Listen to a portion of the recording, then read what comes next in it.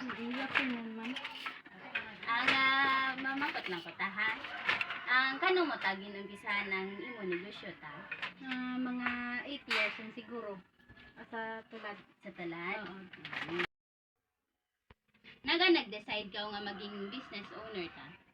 Kang una na daw ano lang kami daw nagahabol lang man kami. Pero kang urihi daw naisipan na nga mag private na lang manughabol.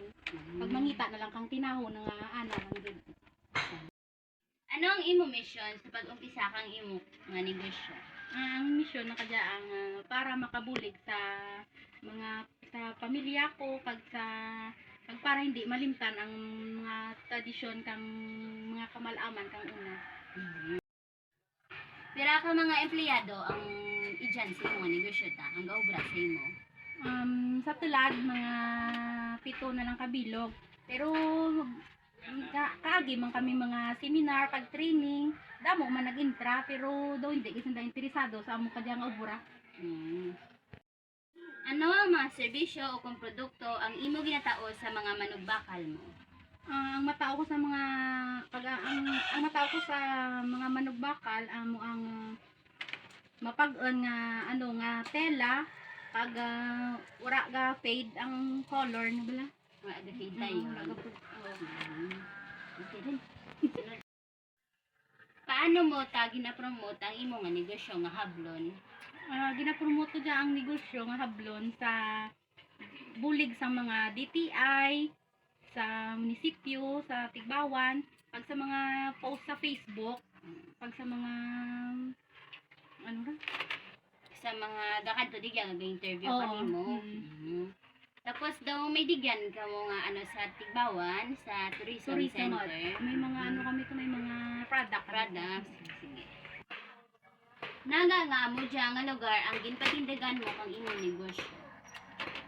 Kay ang akon nga mga pamilya kag ang taga-gisyan gid ako mo. Di pararapit lang bala sa amon kung sa pakadto pabalik. Ag madipara namon mga panimalay namon kag kabataan namon kung mag-eskwela. Kaga hindi ka pa magastuhan Oo. lately. Anong goal kag imong negosyo ta? Para makabulig sa akon pamilya kag sa mga pigado nga kabarangay ko kag para makawas nakapangitan-an anda sa adlaw-adlaw nga tanan. Sige ta. Ano ang nag-push kanimo para magpatindog kang amo dyan nga negosyo? Para makabulig mangyapon sa akon pamilya kag para matao kang kinahanglanon sa mga pigado kag parehas kadya ang ginahabol ko amo dyang order sa Manila nga iya sang doctors nga sablay. Bali pira tanan ka meters ang ginaubra. Mga 200 meters. So bali ang amo dya is kaninyo ta gin chat kaninyo through messenger or may nag-refer lang kaninyo ta. May nag-refer. Sige ta, thank you Ged.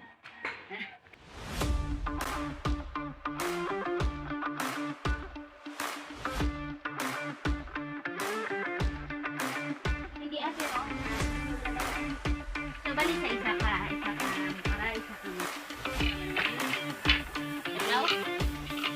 Apa ka man na kung pati-pati. Okay lang. Mga pinagpano ko na Maligo ka man?